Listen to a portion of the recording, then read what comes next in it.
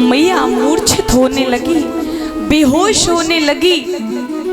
और आज जैसे जैसे ब्रजवासियों को पता चला, झुंड झुंड गोपियां, पूरा ब्रज मंडल आज काली दह के तीर पर आकर खड़ा हो गया। जैसे जैसे ब्रजवासियों को पता चला है, सब ब्रजवासी दौड़े चले आ रहे हैं काली दह की ओर। श्री सुखदेव जी समझाते हैं, राजन परीक्षित, काली दह में कृष्ण जब कूदे थे तब कालिया नाग सोया हुआ था,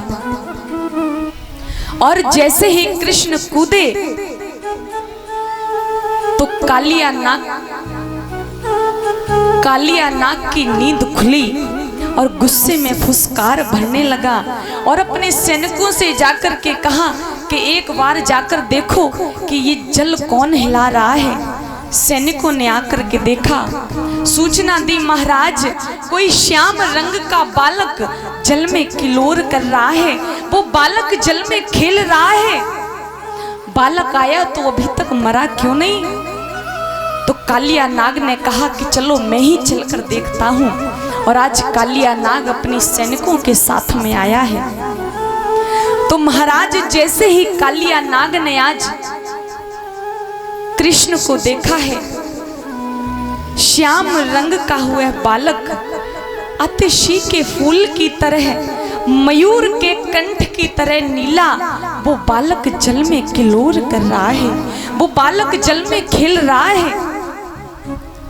कालिया नाग एक टक देखता रहा प्रभु को, सोचने लगा यदि ऐसे ही क्षमा करते रहे तो लोगों का भय मिट जाएगा, इसलिए क्षमा नहीं करना चाहिए। तो महाराज आज कालिया नाग कृष्ण के शरीर में जाकर के लिपट गया और शरीर में लिपट करके कृष्ण को ऊपर लेकर के गया है। माँ यशोदा ने देखा, कहने लगी, दाऊ देख, कालिया नाग ने पकड़ लिया है मेरे लाला को। दाऊ ने संभाला, कहा मैया कुछ नहीं होगा तेरे लाला को, वो अभी बाहर आ जाएगा। और हाँ, जब कालिया नाग कृष्ण को ऊपर लेकर के गया तो महाराज अभी तक कृष्ण ने भी कुछ नहीं किया था।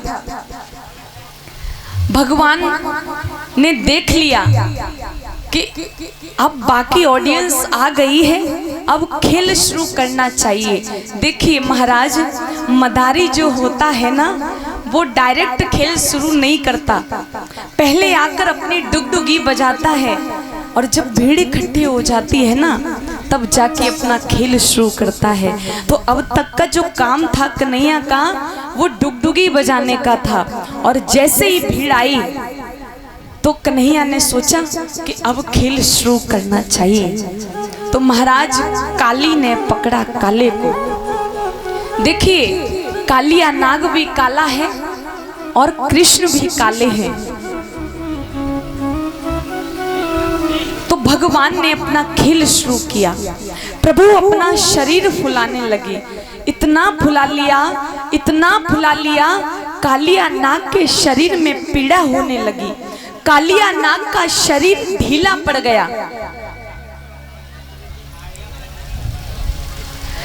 फिर तैरते हुए, वैसे ही तैरते हुए कन्हैया एक किनारे पर चले गए। कालिया नाग ने गुस्से में फुसकार भरी और कन्हैया पर प्रहार करना चाहा। भगवान बगल हो गए, दोबारा फिर से प्रहार करना चाहा। भगवान फिर बगल हो गए और अब की बार महाराज जैसे ही प्रहार करना चाहा, भगवान तैरते हुए छलांग लगा करके कालिया नाग के फनों पर खड़े हो गए।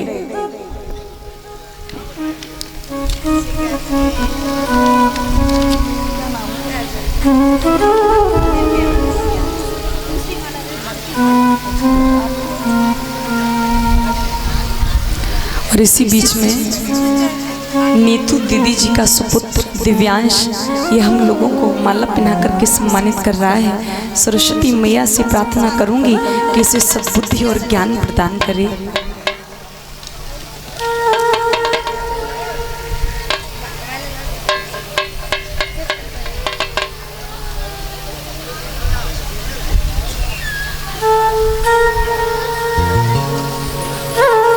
इधर महाराज आज भगवान कन्हैया कालिया नाग के फनों पर छलांग लगा करके फनों पर खड़े हो जाते हैं और आज भगवान के कमल के फूल की तरह कोमल चरण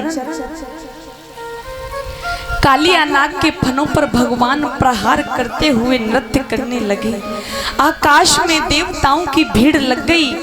नारद जी बीड़ा बजाने लगे, इंद्र मृदंग बजाने लगे, अप्सराएं नृत्य करने लगी और आज मेरे प्रभु इंद्र की मृदंग की ताल में कालिया नाग के फनों पर प्रहार करते हुए नृत्य करने लगे।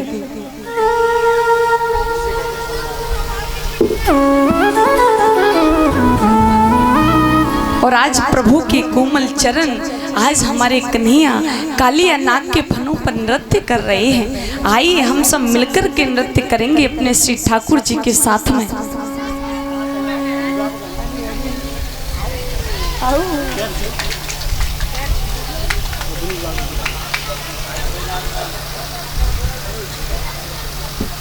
इसी बार खड़ा कर दो फोटो।